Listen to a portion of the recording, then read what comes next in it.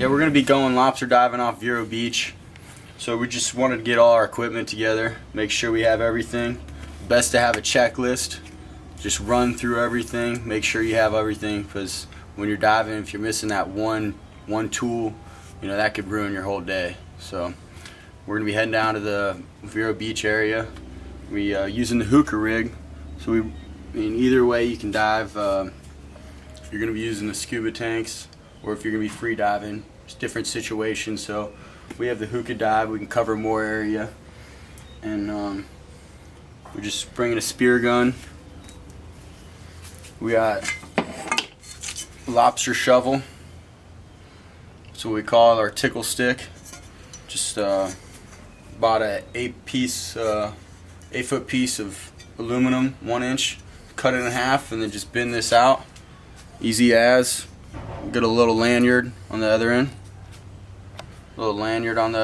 So you gotta have these. It's essential. You get deep back in there and rake them out. Always have to have your fishing license when you're going diving. Your stamp, lobster stamp, and you know, all the other essentials. Your fins. We like to use free diving fins when we're off the beach. Cover a lot more ground. There's not lobster under every hole. You gotta just scavenge the area. So these come in handy. Weight belts. Gotta have a weight belt when you're diving. Little flashlight. You always have to have a lobster gauge on you at all times when you're lobster diving. So you check the size of the lobster before you even come up. Make sure it's legal. Make sure it doesn't have any eggs. This is where the FWC will get you hard if you don't have one of these.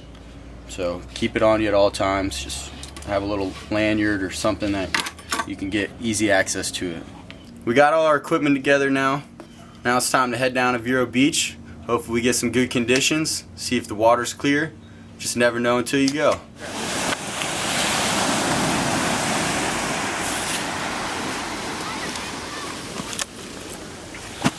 Alright, so we're down here right off Vero Beach. It's a little cloudy, but the conditions are good. Offshore winds, there's no sand murking up, and it looks like we're going to get some nice conditions for some lobster. Lobster diving off Florida's Treasure Coast.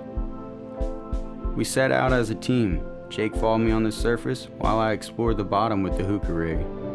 During the winter months of lobster season along Florida's coastline, it is either a hit or a miss. This is due to the constant windy conditions and rough seas that murk up the water. Also, the foreign sand that is dumped along the shoreline for beach re-nourishment silts up the reef, causing zero visibility and poor dive conditions. But that's a whole other story. Luckily, the water visibility was decent, and it was a pleasure exploring the bottom for the first time in a couple months. As I cruised the seafloor, I spotted sheep's head, spadefish, and other cool creatures that caught my attention. It's always fun to interact with these species underwater and see how they live and the different personality each fish has.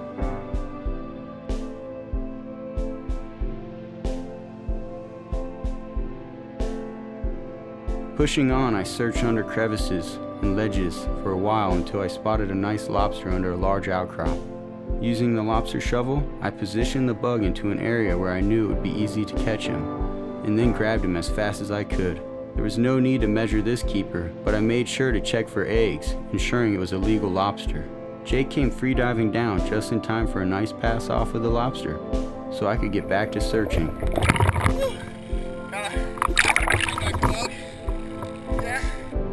The lobster were scarce, probably because the water was dirty for the last 2 months along the shoreline.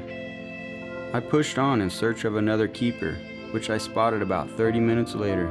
This lobster was larger, over 5 pounds, and in a spot he could easily escape capture. I waited patiently until I tickled him out, enough for me to get a good grab on him and wrestle him out of the hole.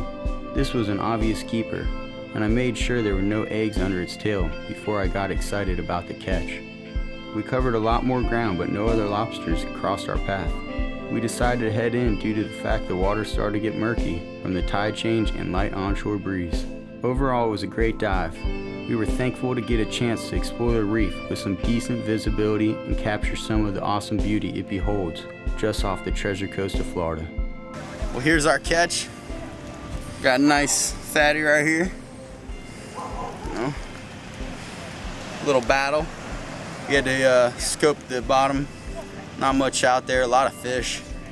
Just weren't really set up for spear fishing, dragging any dead fish around. There's a lot of sharks out here, so just stuck with the lobster. Please like our video and subscribe to our channel to watch the latest videos from pureoceantv.com. Follow us on Facebook and Twitter. Thanks for watching pureoceantv.com.